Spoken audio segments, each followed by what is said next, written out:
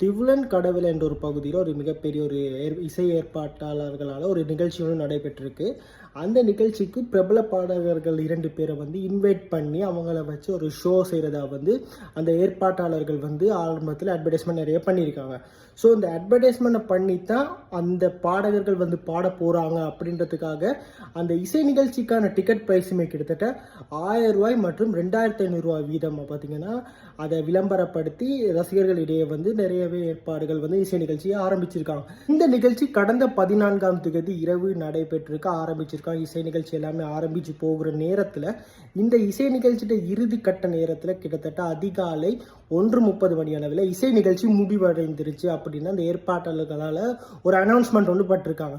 Announcement விட்டோடனே ரசிகர்கள் ரொம்பவுமே கோவப்பட்டிருக்காங்க. ஏன்னா அந்த இவங்க விளம்பரப்படுத்திய 2 பிரபல பாடகர்களுமே கடைசி வரைக்குமே வரலை.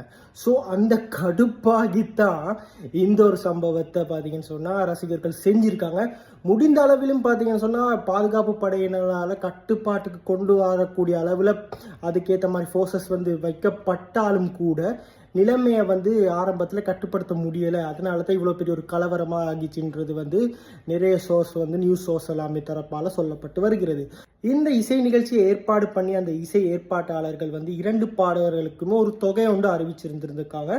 அந்த தொகையை இவங்களால கடைசி நேரத்தில் கொடுக்க முடியலை.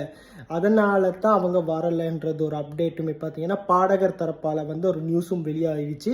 இருந்தாலும் இவங்க விளம்பரப்படுத்தியாச்சு, ரசிகர்களுடைய டிக்கெட் எல்லாம் சோல் ஆகிட்டு அப்படின்ற ஒரு காரணத்தினால சரி இருக்கிறவங்கள வச்சு எப்படி சரி அவங்களோட பாடல்களை இவங்க பாடி சரி கொண்டு போவோம் அப்படின்னு செஞ்சுருந்துருக்காங்க.